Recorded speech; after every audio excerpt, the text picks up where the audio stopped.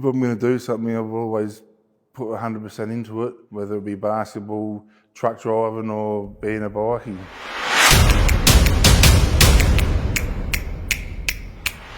A friend of mine started tattooing in Adelaide when we were about 18 years old, and he was tattooing on Highland Street, and he just moved up to Alice Springs and was tattooing for a couple of blokes from the Finks. He got involved in the club, and then from there I got introduced to the club down here in Adelaide.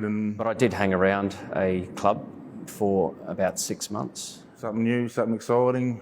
The way my brother painted it was all fun and games, and I thought, why not? As an independent contractor, essentially, if someone needed something done, then I'd go and do it. They'd have me, one of the members would ring me up, be down the clubhouse, just come down here and serve me drinks. And I'd go down and serve him, and he'd go to sleep. And I'd say, oh, can I go home? Nah, just sit here. Still good day for me would be get up and you catch up with your mates, go out drinking, fight, and there was never ever issue with girls.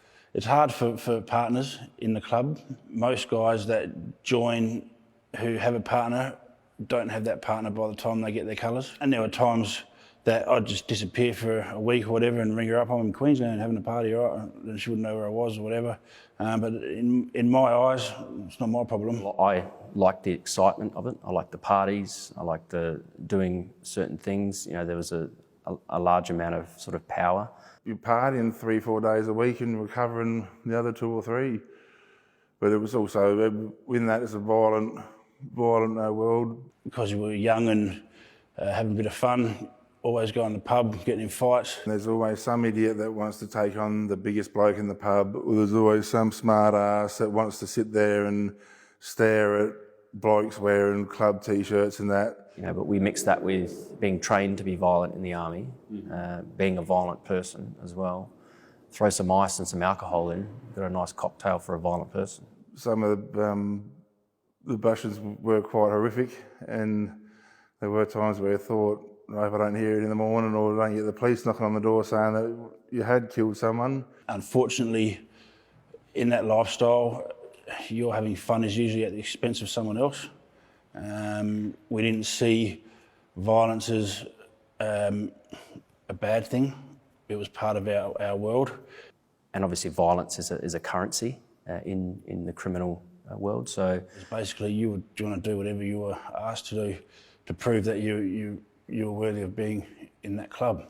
I got nommed up pretty quick. I was involved in the incident up in Queensland. They called the Ballroom Blitz, with a shootout between the Hells Angels and the Finks up there. I'd only been knocking around officially for a few months.